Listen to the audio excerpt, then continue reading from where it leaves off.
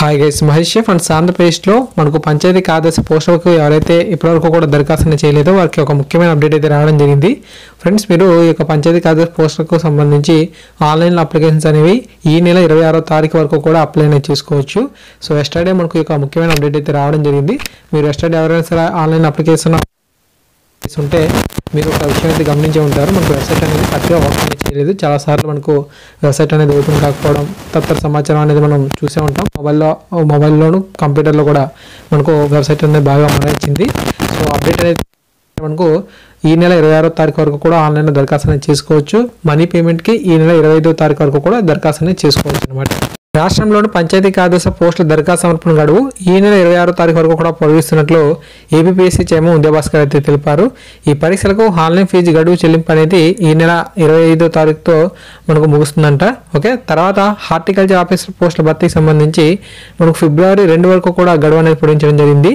ఈ యొక్క horticulture officer పోస్టులకు ఫీజు చెల్లింపు అనేది ఫిబ్రవరి 1వ తారీఖు వరకు కూడా చెల్లించుకోవచ్చు అంట. ఓకేనా, సో ఈ విధంగా మనకు హార్టికల్చర్ ఆఫీసర్ పోస్టులకు ఎవరైతే అప్లై చేసుకోవాలనుకుంటున్నారో వారికి కూడా యొక్క సమాచారం తెలియజేయండి. ఫిబ్రవరి 2 వరకు కూడా ఆన్లైన్ దరఖాస్తు అనేది చేసుకోవచ్చు. మనీ పేమెంట్ అనేది మాత్రం ఫిబ్రవరి 1వ తారీఖు లోపే చేసుకోవాలి. ఓకే, సో ఇక్కడ మరి ఎస్టర్డే మనకు వచ్చిన ఇన్ఫర్మేషన్ చూసినట్లయితే గ్రూప్ 3 కేటగిరీలోని పంచాయతీ కార్యదర్శుల పోస్టుల దరఖాస్తు గడువు అనేది శుక్రవారంతో ముగిసింది.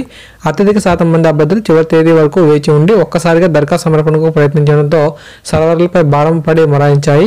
3 రోజులుగా వెబ్సైట్ అనేది ఓపెన్ కాకపోవడం, ఓపెన్ అయినా సరే దరఖాస్తు అనేది అప్లోడ్ కాకపోవడం తదితర సమస్యలు అనేవి తలెత్తాయి.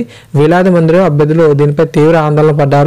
దీనిపై తమకు అందరి మిగతా పరిగణలోకి తీసుకొని ఏపీఎస్సీ దరఖాస్తు గడువును వారం పాటు పెంచుతూ ప్రకటన అయితే విడుదల చేసింది. ఓకేనా, చెప్పాను కదా ఆల్రెడీ మనకు వెబ్సైట్ అనేది ఓపెన్ అయితే అవడం లేదని. సో ఆ యొక్క ప్రాబ్లమ్స్ అన్నీ కూడా మనకు ఆ ఏపీఎస్సీ దృష్టికి అయితే వెళ్ళాయి. సో వారు వెంటనే మనకు యొక్క గడువు అనేది పెంచడం అయితే జరిగిందనమాట. సో ఇప్పుడు వెబ్సైట్ అనేది బాగానే వర్క్ అనేది చేస్తుంది. ఇప్పటివరకు కూడా ఎవరైతే అప్లై చేసుకోలేదో వారు అప్లై అనేది చేసుకోండి.